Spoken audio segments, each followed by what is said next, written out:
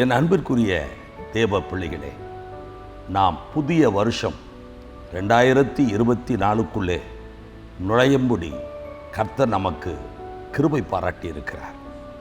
இது ஆண்டவருடைய பெரிய கிருபை, மகத்துவமான கிருபை. அந்த கிருபையை நினைத்து நாம் ஆண்டவருக்கு துதி செலுத்துவோம், ஸ்தோத்திர பலிகளை செலுத்துவோம். இந்த புதிய வருஷத்திலும் நமக்கு மிக மிக இன்றியமையாத ஆசீர்வாதம் என்னவென்று சொன்னால் ஆண்டவருடைய கிருபை தான். ஆண்டவருடைய கிருபை தான். இன்றைக்கும் எசையா 54:10 சொல்கிறது, மலைகள் விலகினாலும் பர்வதங்கள் நிலை பெயர்ந்தாலும் என் கிருபை உன்னை விட்டு விலகாமலும் என் சமாதானத்தின் உடன்படிக்கை நிலை பெயராமலும் இருக்கும் என்று உன்மேல் மனதுருகுகிற கர்த்தர் சொல்லுகிறார். This year the Lord God says, His grace shall not depart from you. ஆண்டவருடைய கிருபை உங்களை விட்டு விலகவே விலகாது என்று கர்த்தர் நம்மோடு கூட ஒரு பிராமிஸ் பண்ணுகிறார், ஒரு வாக்குத்தத்தத்தை கொடுக்கிறார். எனவே நாம் இந்த உலகத்திலே, இந்த புதிய வருஷத்திலே எதை குறித்தும் நாம் பயப்பட வேண்டிய அவசியமில்லை, கலங்க வேண்டிய அவசியமில்லை. ஏனென்று சொன்னால் ஆண்டவருடைய அருள், ஆண்டவருடைய கிருபை, அவருடைய மனதுருக்கம், அவருடைய காருண்யம், அவருடைய தயவு, அவருடைய தயை என்னை விட்டு விலகவே விலகாது என்கிற ஆழமான விசுவாசத்தோடு இந்த வருஷத்திலே நாம் கடந்து செல்வோம். பவுல் சொல்லும் பொழுது 2 கொரிந்தியர் 9:8 தேவன் உங்களிடத்தில் சகலவித கிருபையையும் பெருகச் செய்ய வல்லவராயிருக்கிறார். இந்த வருஷம் சகலவிதமான கிருபைகளும் உங்கள் மீது இறங்கி வரப்போகிறது. You are going to be packed with all the graces of God. You are going to be filled with all the graces of God. அந்த சகலவித கிருபைகளிலே இன்றைக்கு நாம் 1-2 கிருபைகளை நான் வசனத்தை ஆதாரமாக வைத்து சொல்லி நாம் இந்த கிருபையின் வார்த்தையை நாம் தியானிக்க போகிறோம்.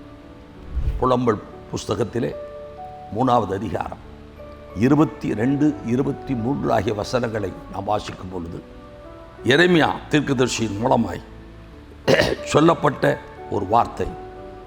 என்ன வார்த்தை? நாம் நிர்மூலமாகாதிருக்கிறது கர்த்தருடைய கிருபையே, அவருடைய இரக்கங்களுக்கு முடிவே இல்லை, அவைகள் நாள்தோறும் புதியவைகள்.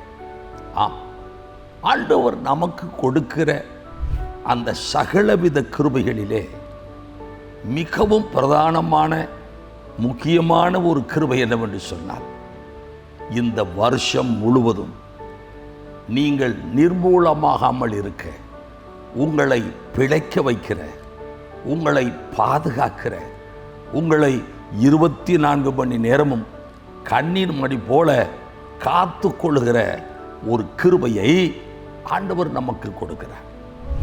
இந்த வருஷம் ஆபத்துக்கள், விபத்துக்கள், கொடிய சூறாவளி காற்றுகள், போராட்டங்கள், சஞ்சலங்கள், பிசாசுடைய சூழ்ச்சிகள், சோதனைகள், இவை எல்லாவற்றின் மத்தியிலும் நாம் கடந்து சென்றாலும் ஆண்டவர் சொல்லுகிறார், நீ நிர்மூலமாகாமல் இருக்கும்படி நான் உன்னை காத்துக்கொள்ள, பாதுகாத்து கொள்ள, உன்னை பிழைப்பூட்ட என் கிருபையை நான் கொடுத்து கொண்டே இருப்பேன். நான் கொடுத்து கொண்டே இருப்பேன். 2வது ஒரு கிருபை எபிரேயர் 4:16 நாம் பார்க்கும் பொழுது, ஏற்ற நேரத்தில் நமக்கு சகாயம் செய்கிற கிருபை. ஏற்ற வேளையிலே நமக்கு சகாயம் செய்கிற கிருபை. இந்த வருஷம் உங்களுக்குள்ள கிருபையை ஊற்றுகிறார் என்றால் அந்த கிருபைக்கு பேரு ஏற்ற சமயத்திலே நான் உனக்கு சகாயம் பண்ணுவேன்.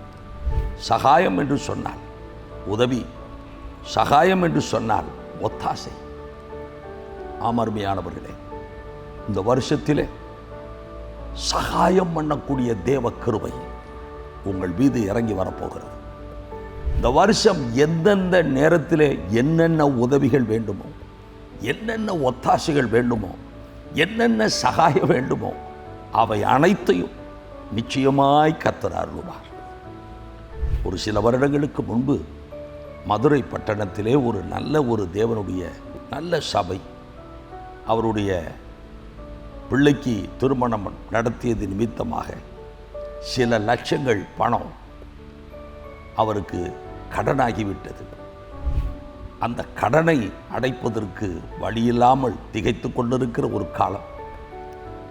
கடன் கொடுத்தவர்கள் கடனை திரும்ப கொடுக்கும்படி எவ்வளவோ வற்புறுத்தி கொண்டிருக்கிறார்கள். நாளைக்கு காலையில் 10 மணிக்கு நீ பணத்தை வைத்தே ஆக வேண்டும் என்கிற ஒரு சூழ்நிலை. அந்த நேரத்தில் இந்த வசனத்தை தியானிக்கிறார்.